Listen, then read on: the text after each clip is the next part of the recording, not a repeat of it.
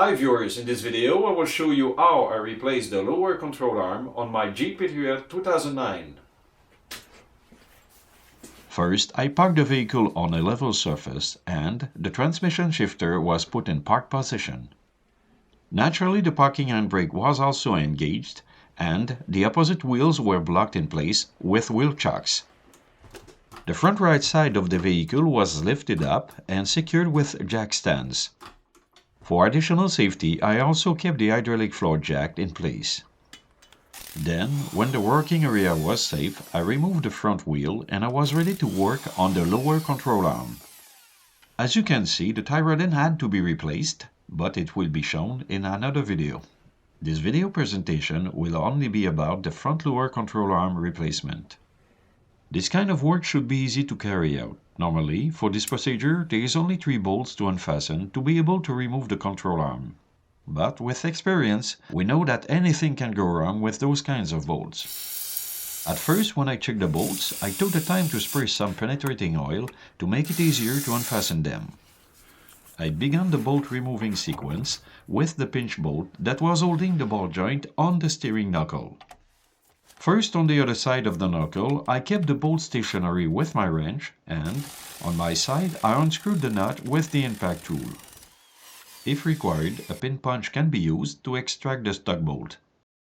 Usually, to make sure I don't lose my bolts and nuts, I keep them in a small container. It's also very useful when I have to brush and clean them. If I had to protect the rubber boot on the ball joint, I would use a regular pry bar to separate the tie rod end from the knuckle. But, since I was getting rid of my old control arm, there was no reason to protect the ball joint assembly. In this case, I used a pickle fork separator and it was very easy to separate the parts. It took me seconds to pull out most of the ball joint studs from the knuckle. When a ball joint stud is too hard to extract from the knuckle, some people use a control arm prying tool. But this tool can be expensive if you're not using it on a regular basis. As shown, the tool can be easily replaced with a clamp, a pry bar and a piece of wood.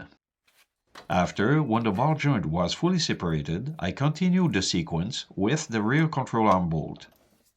First, I began by loosening the nut with a breaker bar, then after, I had no problem to unscrew the bolt with my small impact drill. The third and last bolt to remove was on the forward section of the control arm. The space to fit my tools to be able to work without problems was too tight, so I added more space by moving down a section of the plastic shield. Then, with more room, I was able to insert the socket and the breaker bar to loosen the last bolt. Again, the bolt was quickly removed with the impact drill. To remove the lower control arm from the cross member, I began by pulling out the front bushing from the forward location. To make it easier, I used a small pry bar to loosen the bushing, then I wiggled and pulled apart to get the rear bushing out. You can see that most of the rear bushing was not attached to the lower control arm anymore. This demonstration shows how easily I was able to remove the rubber bushing. This is why the control arm was hitting the crossmember when I was driving on a bumpy road. After, I took the time to brush and clean the bolts to get them ready to be easily reinstalled in place. Naturally, before installing the new part, I compared the old one with the new one to make sure to install a suitable part. To install the new control arm, I followed the reverse sequence. So, I began by inserting the rear bushing in the rear mounting location. When the rear bushing was positioned properly, I pushed the front bushing into its mounting location.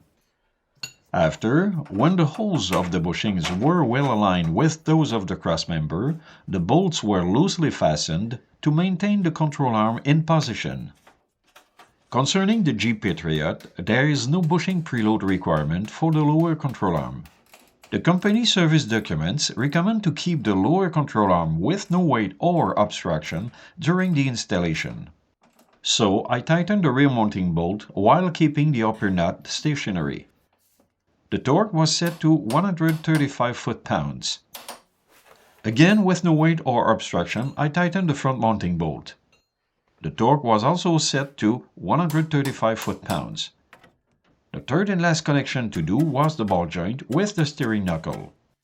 Also, to make it easier to insert the ball joint stud into the knuckle, I adjusted the angle of the stud with the angle of the knuckle hole.